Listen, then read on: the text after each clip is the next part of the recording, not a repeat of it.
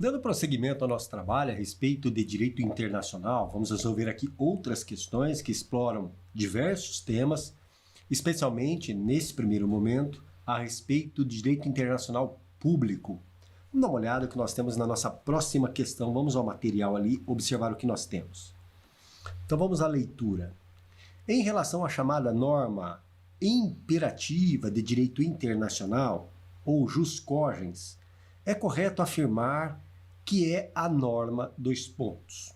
Ele quer, de fato, o conceito de que nós temos a respeito de norma imperativa de direito internacional geral.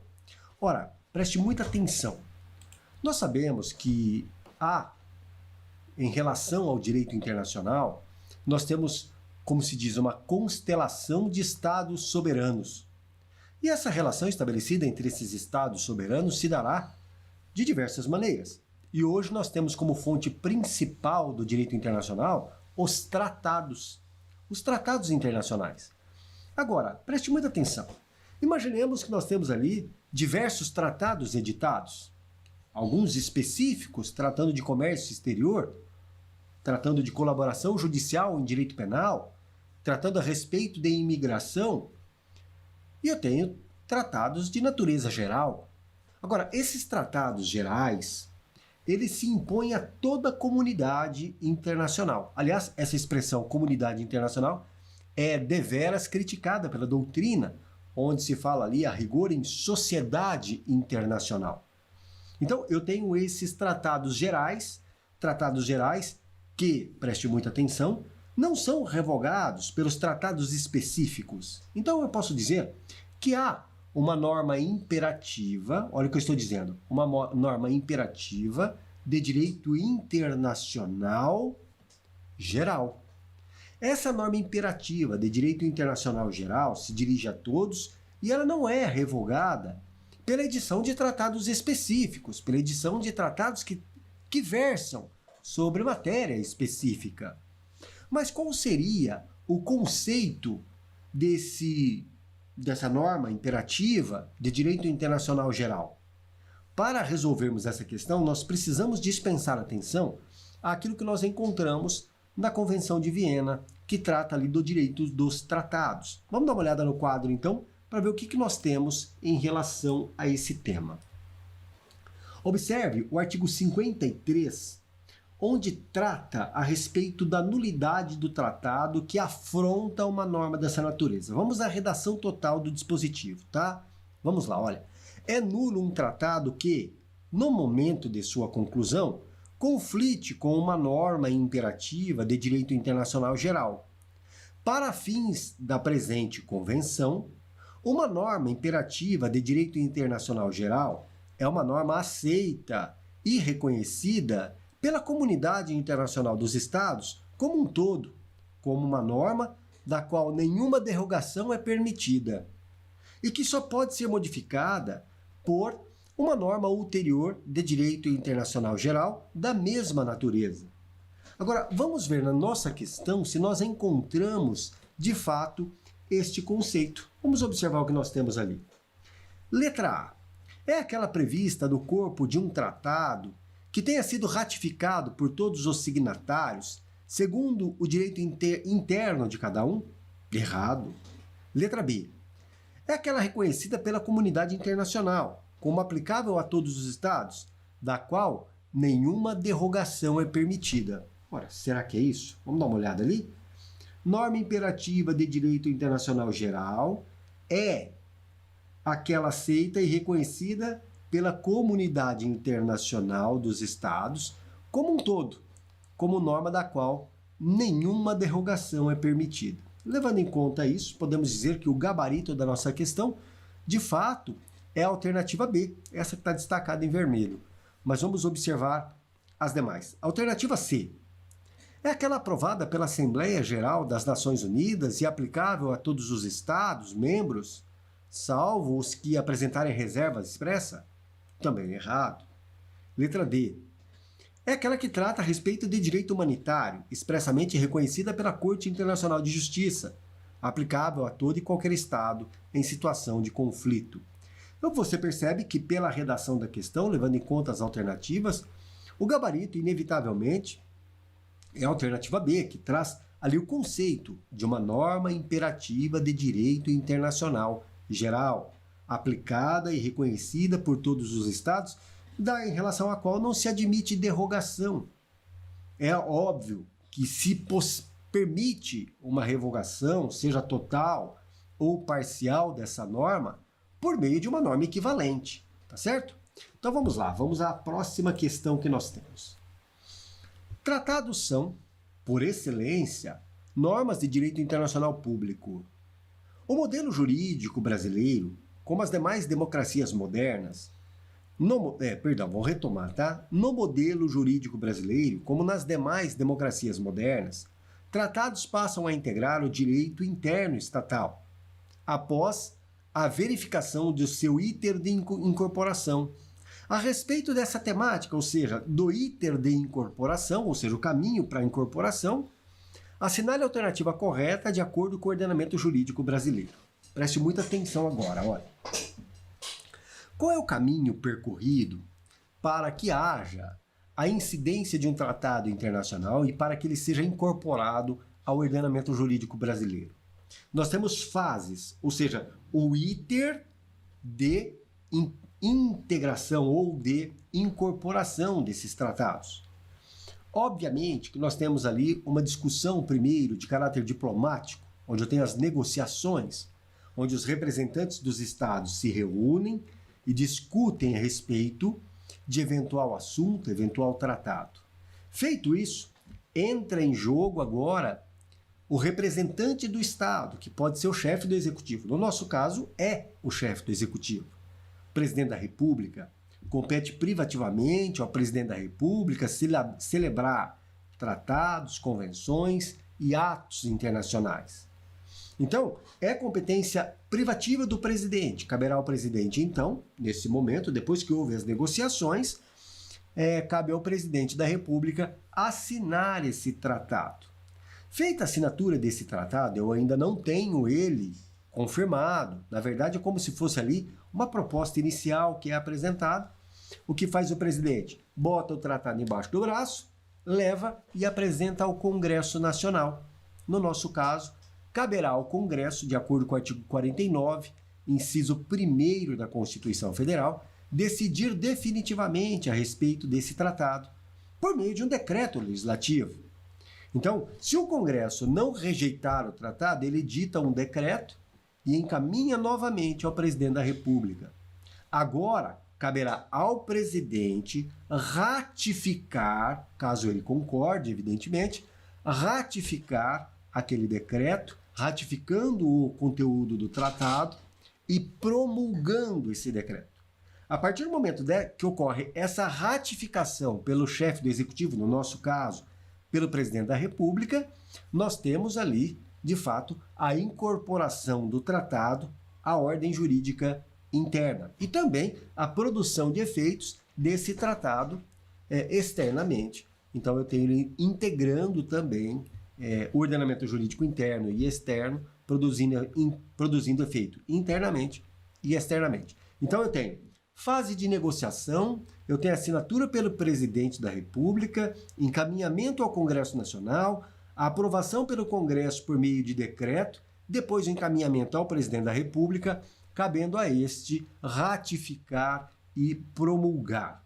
Tá certo? Esse é o iter que nós encontramos a respeito de tratados em relação à ordem jurídica brasileira. E a questão, ela pergunta exatamente sobre isso.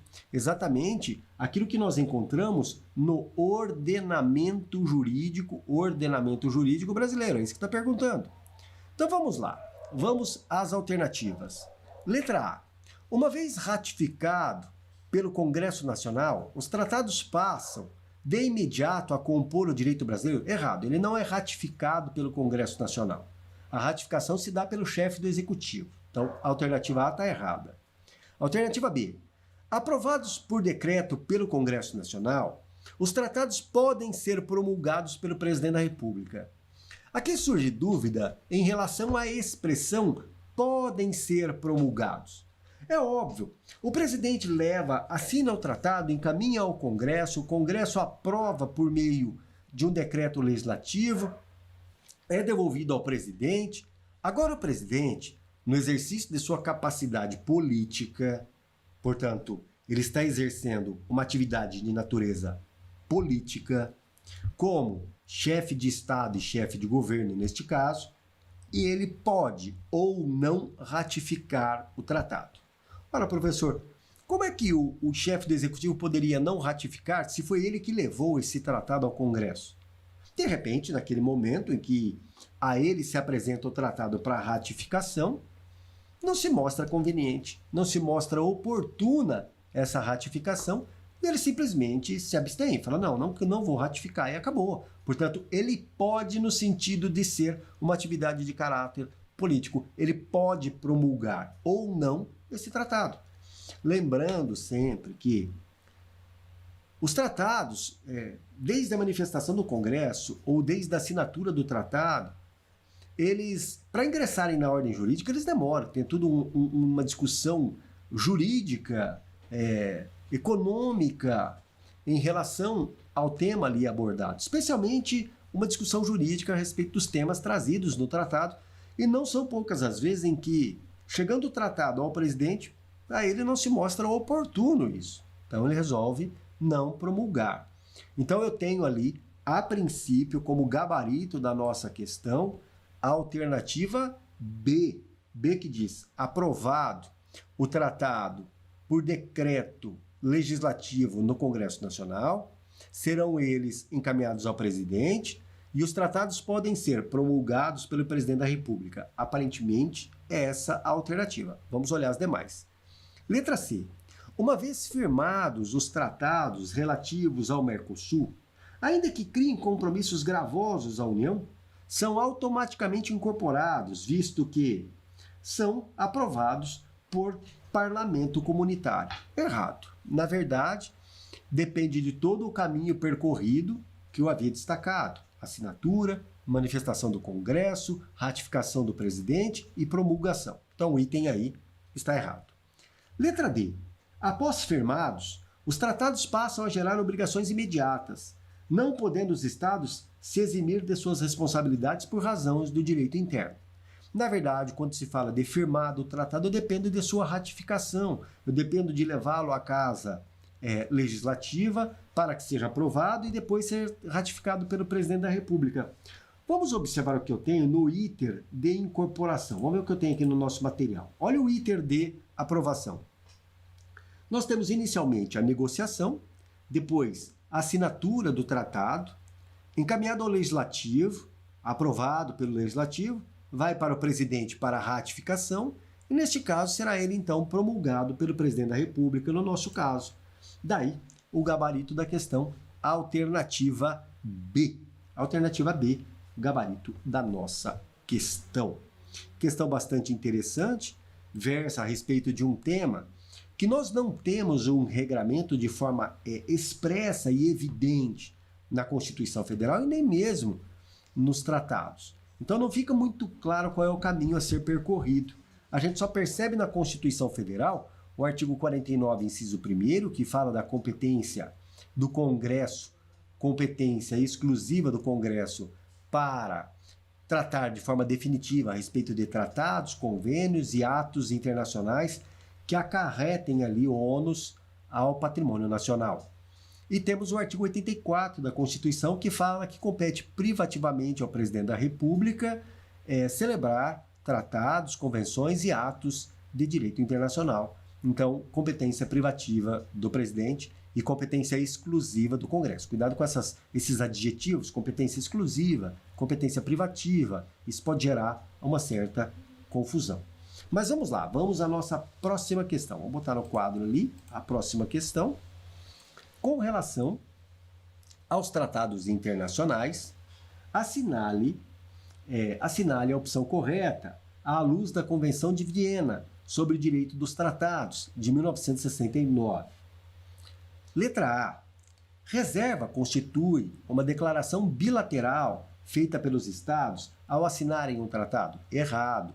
A reserva é uma manifestação unilateral. Vamos dar uma olhada no que nós temos aqui no nosso material. Olha a letra D de dado aqui embaixo. A linha D diz: A reserva significa declaração unilateral de qualquer Estado. Lembrando que é possível que o tratado não admita a reserva. O que seria a reserva? Determinado Estado vai ali analisar se é conveniente ou não fazer parte de uma convenção dessa natureza, fala assim, olha, eu até topo participar disso, eu quero participar sim, entretanto, eu não estou concordando com o dispositivo que eu tenho aqui no tratado. Fora isso, tá tudo beleza. Então, o que ele pode dizer? Pode falar, olha, eu, de fato, vou aderir ao tratado, vou ratificar esse tratado, mas só que com reserva. Reserva no seguinte sentido, aquele dispositivo que está no artigo tal, a mim não irá se aplicar. Portanto, ele estabelece uma reserva. Entretanto, há tratados que não admitem reserva. Ou você aceita o tratado em sua integralidade, ou você não aceita. Então, a reserva ela é possível desde que o tratado permita que haja a consignação da reserva. Então, a reserva é um ato unilateral, não é um ato bilateral. Daí a alternativa está errada, porque se a gente voltar ali, nós vamos perceber que a letra A fala em manifestação ou declaração bilateral, o que está errado.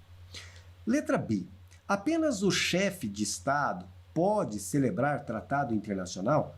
Perceba que se nós fôssemos responder essa questão à luz do que nós temos na Constituição Federal, o item estaria correto. Por quê? Porque o presidente da República, no nosso caso, nós vivemos numa república, não há o parlamento, é uma república presidencialista. No nosso caso, o presidente da República, ele personifica o chefe de Estado, a função de chefe de Estado, a função de chefe de governo e a função de chefe da administração. Então, não estaria errado falar-se que somente no nosso caso, o chefe de Estado teria competência para celebrar tratados.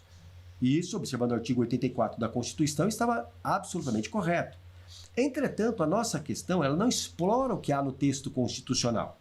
A nossa questão está explorando o que há na Convenção de Viena.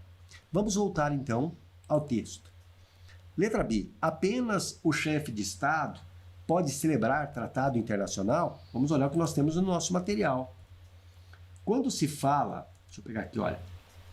Quando se fala dos poderes para celebrar, e aí eu estou olhando a literalidade da Convenção de Viena, poderes para celebrar. Uma pessoa é considerada representante do Estado para adoção ou autenticação do texto de um tratado ou para expressar o consentimento do Estado e obrigar-se por um tratado se, apresentar plenos poderes apropriados.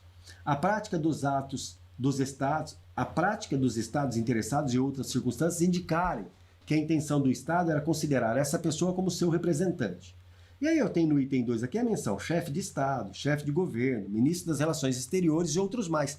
Então, à luz da Convenção de Viena, não é correto afirmarmos que a competência é tão só do chefe de Estado, conforme está consignada na nossa questão. Olhe lá.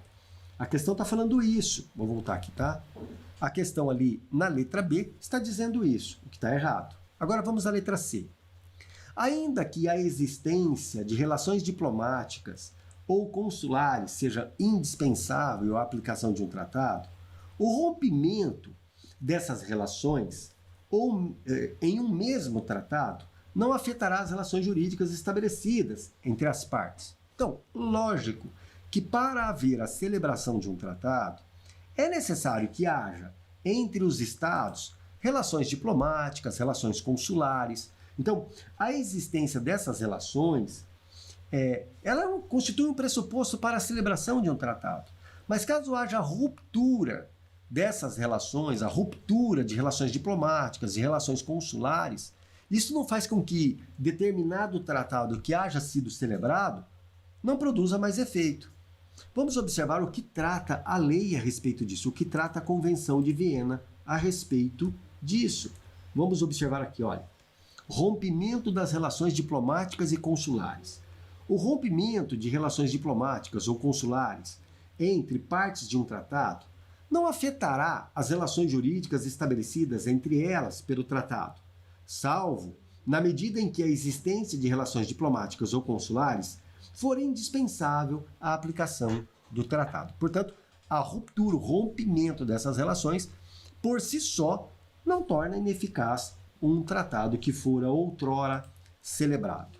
E aí nós vamos à letra D, que você está vendo aí, que é o gabarito, né? Uma das partes não podem invocar as disposições de seu direito interno para justificar o inadimplemento de um tratado. Então, o Estado que é signatário de um tratado não pode simplesmente observar, virar para os seus parceiros e falar, olha, eu não vou cumprir aquele tratado que está ali, porque tem uma norma do direito interno que não me permite. Então, ele está trazendo como justificativa para o inadimplemento a existência de norma de direito interno. Nós sabemos que isso rompe com o princípio da boa-fé. É importante observar, e sempre eu trago à baila esse assunto, porque ele é constantemente cobrado nas provas. Vou voltar aqui para você observar a redação do artigo 27 lá da Convenção de Viena. Olha o que diz o artigo 27. Uma parte não pode invocar as disposições de seu direito interno para justificar o inadimplemento de um tratado. Esta regra não prejudica o que está estabelecido no artigo 46. Portanto, levando em conta o que está anotado aí, o gabarito, vamos voltar aqui, o gabarito, tá bom? O gabarito que nos interessa, vou pegar aqui, o gabarito é a letra D de dado. Tá, agora vamos lá, vamos dar sequência, vamos à próxima questão. No âmbito do direito internacional, a soberania, importante característica do palco internacional, significa o quê? Aqui a gente sabe muito bem que para falarmos de direito internacional, a gente parte de alguns pressupostos. Qual é o principal pressuposto? Nós estamos diante de olha a expressão utilizada, diante de uma constelação de estados soberanos. Não me interessa o tamanho daquele estado. Se ele é reconhecido, ele tem soberania, ele tem capacidade de ditar o direito interno e de se mostrar na relação internacional com absoluta soberania, com independência em suas decisões. Então, a soberania permite que todos os estados, independentemente do seu tamanho, da sua densidade demográfica, independentemente do seu volume econômico, da sua repercussão econômica no mundo, todos os estados têm que ser tratados de maneira igual. Isso significa soberania. Então, numa constelação de estados, todos serão tratados de maneira igual e todos terão ali a sua vontade representada em um determinado tratado internacional. É exatamente isso que nós temos. Vamos olhar então o que nós temos ali na nossa questão. No âmbito do direito internacional, a soberania, importante característica do palco internacional, significa a possibilidade de o Estado impor-se a outro? Não, de modo algum. Letra B. A Organização das Nações Unidas dominar a legislação dos Estados participantes? Também errado. Letra C. Celebração de tratados sobre direitos humanos com consentimento do Tribunal Penal Permanente? Também errado. E a última, igualdade entre os países, independentemente de sua dimensão ou importância econômica. Esse é, de fato, o gabarito da nossa questão. Vamos lá, vamos a outra questão a respeito do tema. Os tratados internacionais que versam sobre direitos humanos, firmados pela República Federativa do Brasil, serão equivalentes às emendas constitucionais, se forem aprovados em cada casa do Congresso Nacional. Olha, nós estamos aqui diante de uma questão que está nos cobrando exatamente o que eu tenho no artigo 5º, parágrafo 3º da Constituição. Os tratados e convenções internacionais sobre direitos humanos que forem aprovados em cada casa do Congresso Nacional, em 2 turnos, por 3/5 dos votos dos respectivos membros, serão equivalentes à emenda. Portanto, gabarito letra A, 2 turnos por 3/5 dos votos dos respectivos membros, e com isso o tratado passa a integrar a Constituição. É uma emenda à Constituição Federal. Tema bastante importante, levando em conta a hierarquia dos tratados dentro do nosso ordenamento jurídico. Tema este que já demonstramos nas aulas e demonstramos através de questões que há uma dissonância entre a posição doutrinária e a posição adotada pela jurisprudência adotada pelo Supremo Tribunal Federal. Entretanto, a questão que nós acabamos de resolver não pergunta nem a respeito da posição do Supremo, não pergunta nem a respeito da posição da jurisprudência, da doutrina, perdão. Pergunta a respeito do que há no texto constitucional, tá bom? É isso aí.